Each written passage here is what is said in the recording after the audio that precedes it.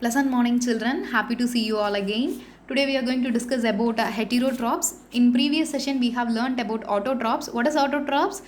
Yes, it is right. Plants can prepare their own food. So here in heterotrophs, hetero means others and trophs it is nourishment. The plant has to depend on other organism for their food, like human beings and animals. So we are depending on other plant and animals for our food. Likewise, here the plants have to depend on other organisms for their food. So you will have some questions now. What are the plants comes under this division? Whether those plants have chlorophyll, how do they survive? Where do they derive the nutrition? So here I have given the overview of a heterotroph. In each session you will have the different kind of nutrition. First it is about parasite, and second it is saprotroph, and third it is insectivorous. At last it is about symbiosis. Come on, let us enter into the parasite.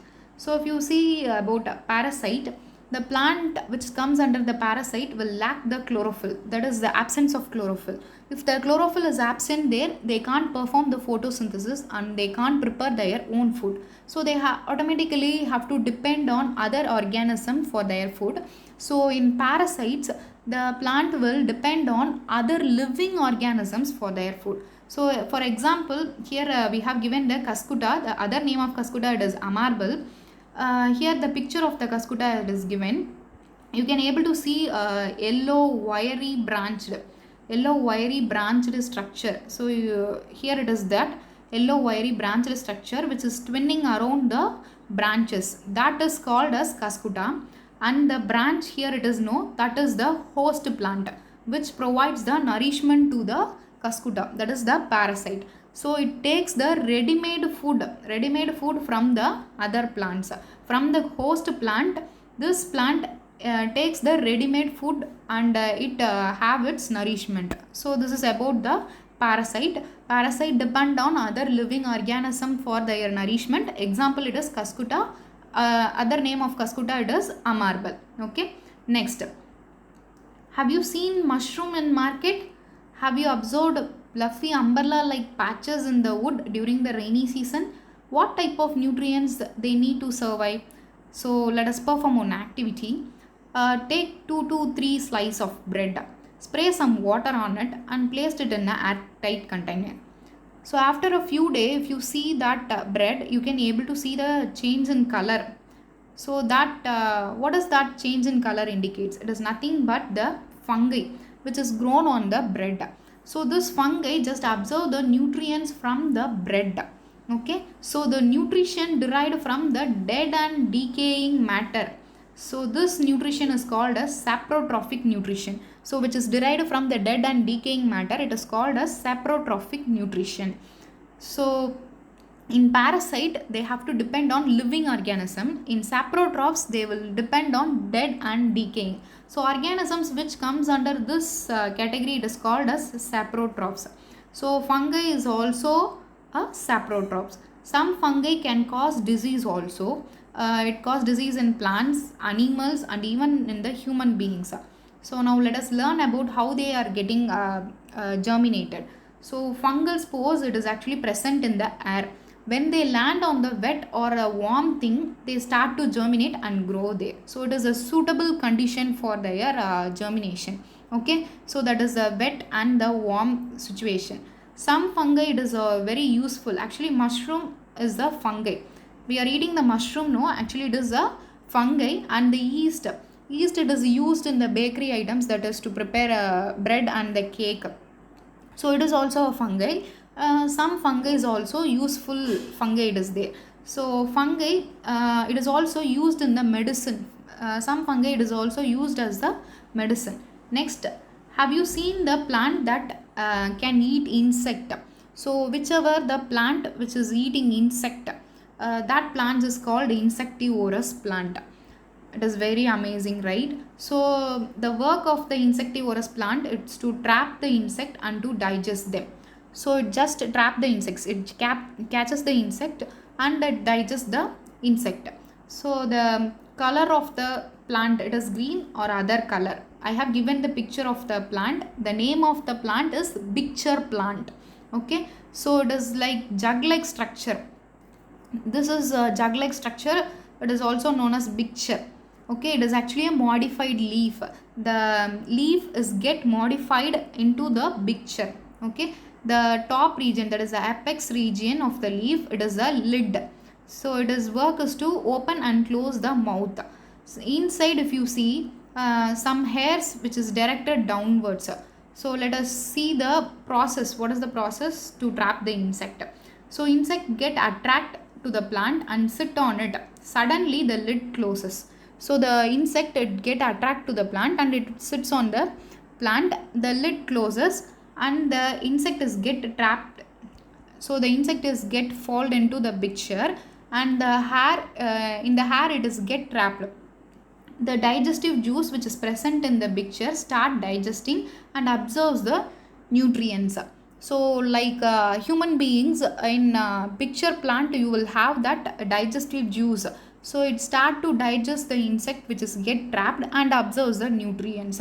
Now you will have one doubt. We told that the color of the plant it is green.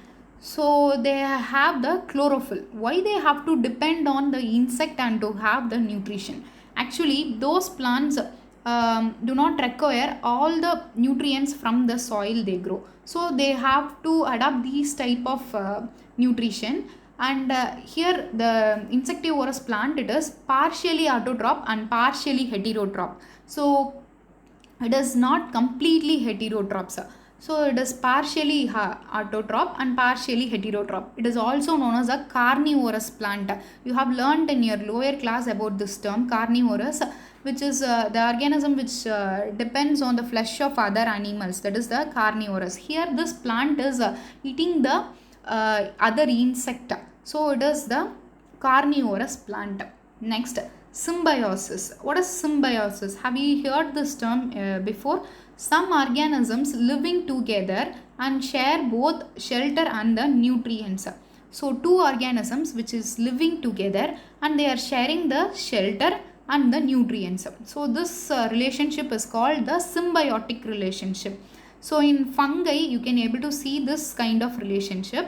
They are not capable of preparing their own food, so they will present in the root of the plant and provides the water and mineral to the plant. So they are taking the water and the minerals they are giving to the plant. In turn, that plant provides the nutrients to the fungi.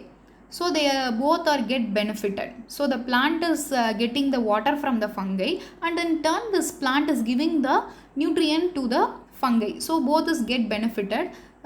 This relationship is called as symbiosis. And one example they have given here in lichens.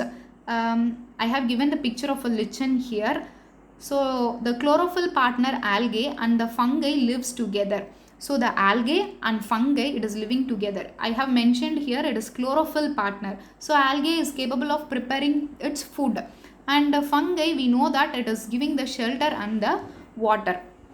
So fungi will give the water and shelter to the algae and the nutrients. The algae prepare their food and provides the nutrients to the fungi. So this is the mutual relationship between the algae and fungi. This is called as symbiosis. Okay. Next, how do nutrients replenished in the soil? Actually, what is replenished? It is nothing but refilling. So how the soil is refilling the nutrients. If I am planting a crop in a field and at last I am just harvesting. So if you see the land, the nutrients level is get lowered. So I have to refill the nutrients. So I will spray some manure and fertilizer. So it provides nitrogen, potassium and phosphorus and it enriches the soil and it get ready for the next crop. So by using this, this crop will grow and give the good yield. So for this, here we are seeking the help of the bacteria, that is microorganism. This bacteria name is Rhizobium. So here also we are going to see a symbiotic relationship. That is this Rhizobium is not capable of preparing their own food. So they are living in the roots of the leguminous plants. What is leguminous plants? It is nothing but the gram peas and the moong plant. So in those gram category plants, division plants, it is called as leguminous plant. In those root, this rhizobium is present there. They live there, and it provides the nitrogen. We learnt and before itself that is 78 percentage of nitrogen in the atmosphere it is there, but plant can't use this nitrogen as such. So here microorganisms helps the plant to use this nitrogen. They are trapping the nitrogen, atmospheric nitrogen, and converting it into the usable form. So this is done by the rhizobium. It provides the nitrogen, and in turn this plant provides the food and shelter to the bacteria. So this is a symbiotic relationship. So one advantage of this bacteria, it is reduces the nitrogenous fertilizer to the leguminous plant. So if they are providing the atmospheric nitrogen to the plant, so they no need to spray the nitrogenous fertilizers. So it is reducing the work of the farmers. So here I have given the picture of the rhizobium. It is a bacteria, and this is the root of the leguminous plant. You can able to observe the nodules, and here it is the bacteria. This bacteria just absorbs the atmospheric nitrogen. From the atmosphere they get the nitrogen, and it converts into the usable form, and it gives to this plant. In turn, this plant provides the nutrition to the bacteria. Okay, thank you.